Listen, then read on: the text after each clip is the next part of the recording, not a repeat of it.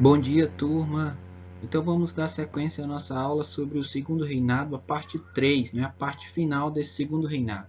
Nessa aula nós vamos basicamente ver os processos que vão levar ao declínio da monarquia no Brasil e vai levar à proclamação da República, tá certo, pessoal? Então vamos lá. Primeiramente, eu quero falar com vocês sobre as relações externas brasileiras na segunda metade do século XIX, onde o Império Brasileiro ele vai se envolver em graves problemas internacionais, com a questão Christie, com a Inglaterra, não é? E os diversos conflitos na região do Rio da Prata, sendo o principal deles a famosa Guerra do Paraguai. Então vamos ver um pouco sobre de cada um.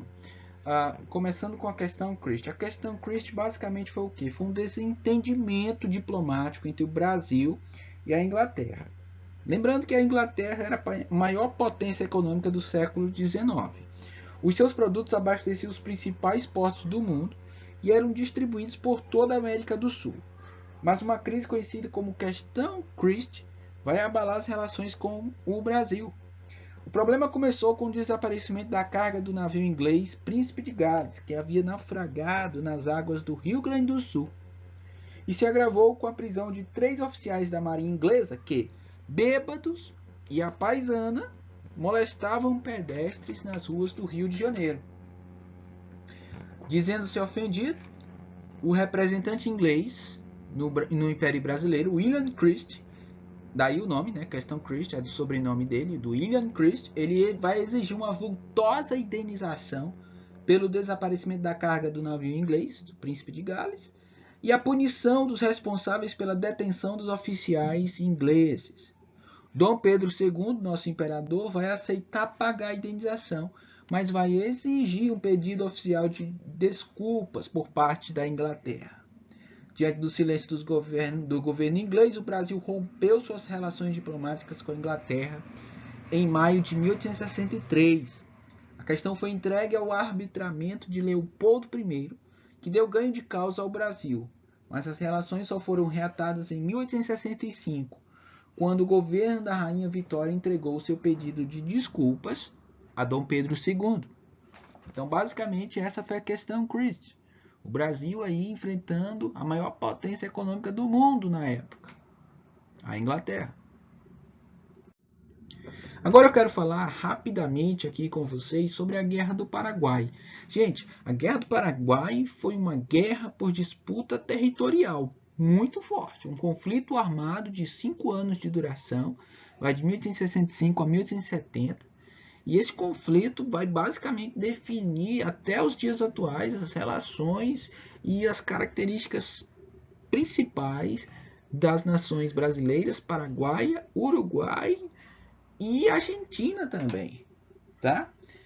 Basicamente foi uma disputa por territórios na região do Rio da Prata, né? Paraná, Santa Catarina, Rio Grande do Sul, aquela região toda ali, tá, gente?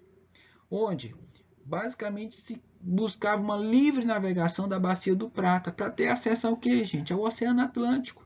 O Paraguai queria passagem para o oceano. A gente sabe, logicamente, que o Paraguai não tem essa passagem, então era muito vantajoso para ele ter isso. O Brasil não queria ceder essa passagem, tá certo?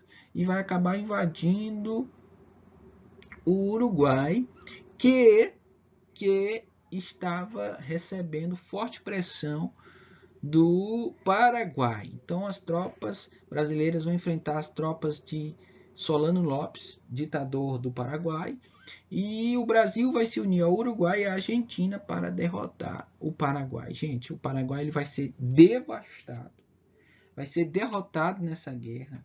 95% da sua população masculina vai morrer nessa guerra. E as consequências para a sua economia até hoje são pertinentes, tá, dessa guerra.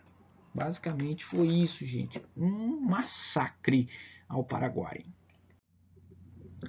E aqui, pessoal, quero falar sobre o Império Decadente. As questões militares, religiosas, tá bom? Vou começar com a questão militar, tá certo? O poder de Dom Pedro II também foi abalado pela questão militar. Por quê? Porque uma série de tensões entre o exército e o império se deu na década de 1880, tá bom, gente? Os militares eram proibidos de se manifestar pela imprensa nessa época. Mas o tenente-coronel Sena Madureira e coronel Cunha Matos contrariaram essa proibição e foram punidos pelo governo imperial. Diante disso, Sena Madureira escreveu em jornal republicano rio-grandense contra a proibição de que os militares se manifestassem pela imprensa. Eles queriam essa liberdade. O ministro da Guerra, que era um civil, exigiu que o general Deodoro da Fonseca, presidente da província do Rio Grande do Sul, punisse Sena Madureira. Deodoro recusou ao fazê-lo e acabou demitido da presidência da província. Deodoro e Sena Madureira seguiram então para o Rio de Janeiro, onde foram recebidos festivamente pelo major Benjamin Constant, líder da mocidade militar e divulgador do positivismo nos quartéis. Os positivistas basicamente defendiam a implantação de uma ditadura republicana no país, a ideia de que o progresso dependia da ordem, daí o lema positivista que está na nossa bandeira, ordem e progresso, e a crença de que somente os militares poderiam salvar o país das mãos corruptas dos civis. Então os militares, com a Guerra do Paraguai, eles já vinham ganhando força ideológica, e com essa questão militar, eles se uniram ainda mais para depor a monarquia de Dom Pedro II. A questão religiosa também foi muito forte, porque foi a tensão com a Igreja Católica. Basicamente, o padroado concedia o direito, o beneplácito do imperador de nomear religiosos e de aceitar ou não as bulas papais.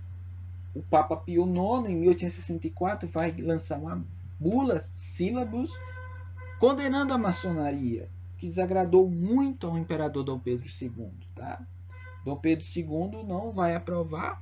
Alguns bispos católicos do Brasil vão se opor a Dom Pedro II, vão ser presos por isso. A tensão está formada, um imperador prendendo bispos brasileiros, o Papa não vê com bons olhos. Porém, em 1875, o Papa e o Imperador chegam a um acordo, tá certo? Mas essa prisão dos bispos vai abalar a imagem do Imperador Dom Pedro II. E isso vai ser aproveitado pela propaganda republicana. Nos seus comícios, os republicanos passaram a acusar o Imperador de interferir em assuntos da Igreja e na vida religiosa dos brasileiros. Além disso, nós vamos ter a questão escravocrata, pessoal, que de certa forma vai tornar descontente grande parte de proprietários escravistas que com a abolição da escravidão em 1888 não vão ter aí a sua indenização assegurada pelo Estado. Tendo em vista isso, eles vão se opor à monarquia. Vão ser os chamados republicanos 14 de maio, porque foi em 13 de maio de 1888 a abolição da escravidão. Os republicanos dessa última hora aí, eles vão entrar com força, principalmente de São Paulo, né, do Rio de Janeiro. Republicanos, proprietários escravistas, outrora, que vão se opor ao império de Dom Pedro II. Diante disso tudo, nós vamos ter o que, gente? O Partido Republicano, o discurso republicano ganhando força desde a década de 1870 com a publicação do Manifesto Republicano no Rio de Janeiro. O Partido Republicano com essas ideias novas, né, querendo depor, se contrapor ao Império, o republicanismo ganhando força, a ideia da presidência, do federalismo, a ideia dos civis tomando parte nos governos, tudo isso vai ganhar força. Bom, então no final do Império nós vamos ter o que a gente chama de queda dos pilares dessa monarquia. Os militares, a igreja e a elite, que outrora apoiavam Dom Pedro II, vão passar a não mais apoiar. E vão passar a querer fazer o quê? Querer fazer a deposição desse império. E é por isso que o império ganha, ou melhor, perde muita força no final da década de 1880, com essas questões, com essas tensões. Sua imagem vai estar desgastada, seu apoio político vai estar desgastado, seu apoio religioso vai estar desgastado, seu apoio econômico vai estar desgastado com o fim da escravidão. Então tudo isso vai favorecer a proclamação da República em 1889, que é o que vigora até os dias atuais. Gente, essa foi a nossa aula de hoje. Eu espero que vocês estudem bastante. Um abraço e até mais.